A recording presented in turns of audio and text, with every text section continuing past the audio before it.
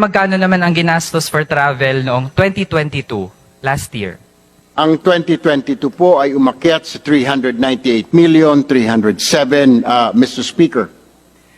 With that, Mr. Speaker, grabe, more than 10 times ang ginastos sa mga biyahe last year. Mr. Speaker, kung 398 million ang nagastos, magkano naman supposedly ang allocation for travel ng presidente sa national budget noong 2022? Linawin ko lamang po yung aking naunang statement, Mr. Speaker, kung ako'y papayagan ng aking kaibigan dito po sa Kongreso. Kaya po mababa ang 37 million lamang noong 2021 dahil ito po ay panahon ng pandemya. At alam po natin na Pangulong Duterte ay hindi po bumiyahe ng mga panahon na yun. Subalit, nung pagpasok po ng Administrasyong Marcos, kaya po ito umakyat, nag-umpisa na po ang pagbiyahe ng palasyo, ng Pangulo, Mr. Speaker. Yeah. Mr. Speaker, so yun po, kung merong 398 million na ginastos, magkano ang actual allocation, yung nasa General Appropriations Act noong 2022? Actual yan. Actual yan. Ito po ang, Mr. Speaker, ang aktual na pondo na gamit, 398,307,000, Mr. Speaker. So Mr. Speaker, pero yung nasa GAA po, supposedly yung inalot lang ng Kongreso for travel, magkano po siya?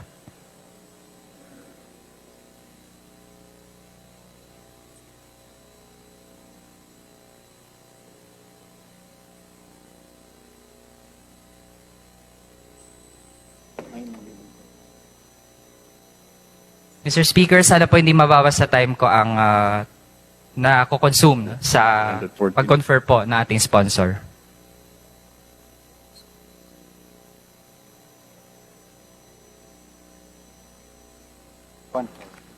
Mr. Speaker, ako po humingi ng paumanhin sa aking pong kasamahan sa Kongreso, pero ito po ay 314,372,000, Mr. Speaker. Mr. Speaker, ibig sabihin po may diferensya na 84 million pesos. Mula dun sa kung magkano yung inallocate ng Kongreso tsaka sa aktual na nagastos ng Pangulo for 2022. Mr. Speaker, ano ang funding source ng 84 million na diferensya? ONAC 2020. Ano po? 2021. Ang source po noon, Ginoong Speaker, ay continuing appropriations, Mr. Speaker. Mr. Speaker, hindi po ba ito galing sa contingent fund? Mr. Speaker, hindi po ito galing sa contingent fund. Okay, Mr. Speaker, for 2023 naman, magkano ang allocation for travel? Ang actual po na naibigay, nagastos po ng Office of the President ay 670,644,000. Mr. Speaker, so far, kung merong 671 million for the whole year 2023, magkano na doon ang nagastos na ng Pangulo?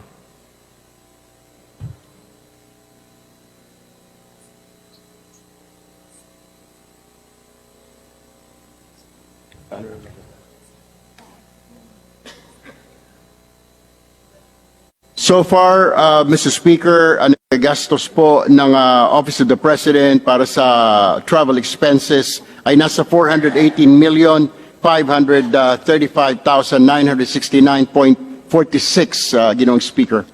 Mr. Speaker, magiging sapat ba ang 671 million o kailangan maghanap ng dagdag na funding source para sa matitira pang travels ng Pangulo for this year?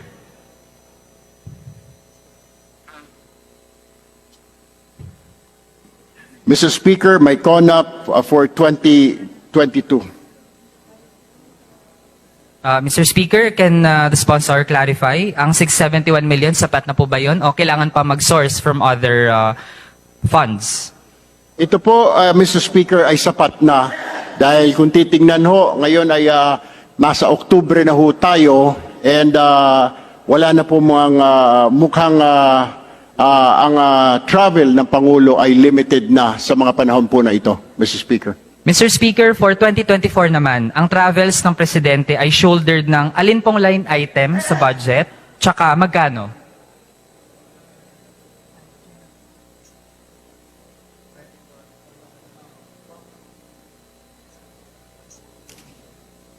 Maaari mo bang, Mr. Speaker, pakiulit ng tanong?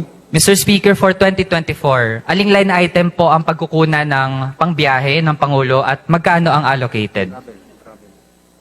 For 2024, ang proposed po ay 1,148,424,000, Mr. Speaker. Ibig sabihin, Mr. Speaker, from 2022, 398 million, 2023, 671 million, for 2024, around 1.15 billion pesos, Mr. Speaker. Almost doble pa iyan ang travel budget ng Pangulo sa taong ito, Mr. Speaker. Magiging doble ba ang bilang ng trips o doble ang bilang ng mga sasama? Mr. Speaker, balak ba ng Pangulo na pumunta sa Formula 1 sa Singapore sa 2024? Ang 2024 po, ito po ay propose pa lamang at ito po ay request pa lamang. Ina-anticipate po na marami pong magiging biyahe ang Pangulo para po makahikayat pa ng mga investor, Mr. Speaker. Mr. Speaker, kasi yung sa Formula 1 po, if ever, shouldered na naman ng taong bayan. Kaya po, we'd like to know in advance, Mr. Speaker, pupunta po ba sa susunod na taon sa Formula 1 sa Singapore ang Pangulo?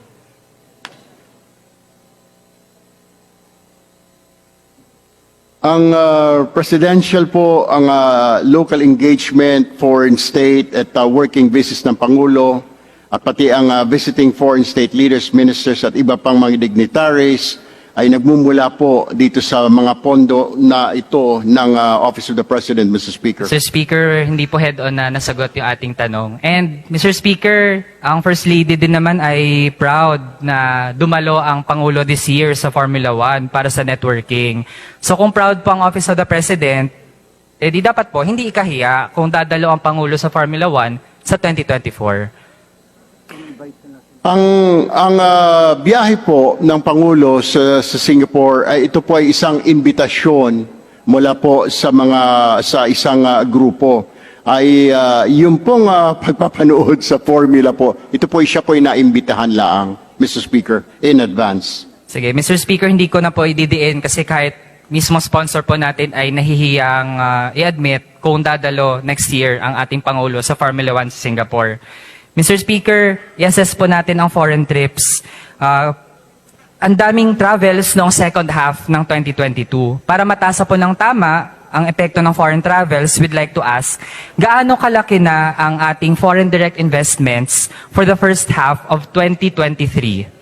Bago ko po sagutin yan, Mr. Speaker, ang kanyang tanong, babalikan ko muna yung tanong po ng aking kaibigan. Yung hinggil po sa Formula 1, ito po ay upon invitation.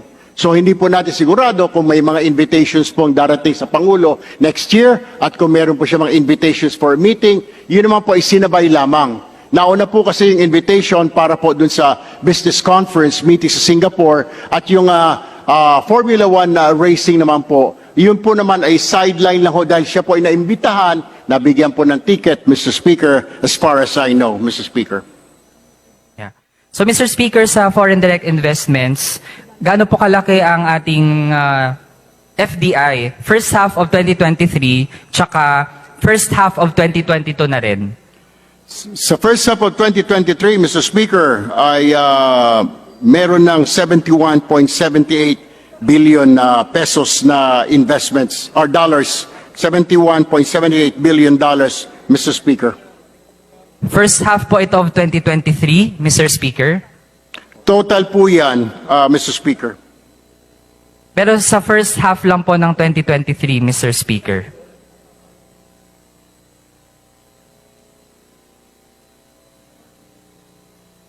Kasi Mr. Speaker, based sa ating... Mr. Speaker, ayan po ay susumiti ho namin sa inyong tanggapan bago po matapos ang araw, Mr. Speaker. Sige. Mr. Speaker, kasi sa observation natin, first half of 2023, ang ating investments na pumasok ay nasa $4 billion.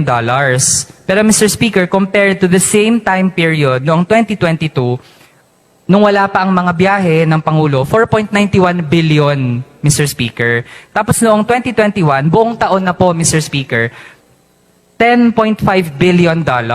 Or kung half year, nasa $5.25 billion, Mr. Speaker. Kaya mas malaki pa ang rate ng pagpasok ng investments sa bansa No emergency pa ang pandemic kumpara ngayon, Mr. Speaker, kahit na biyahe ng biyahe ang Pangulo. Kaya this implies hindi naman pag-attract ng FDIs ang pangunahing dahilan bakit biyahe ng biyahe ang Malacanang. Nababaon sa utang ang mga Pilipino sa dagdag na gastos, kaya the Filipino people should not pay for the revenge travel of our top officials, Mr. Speaker.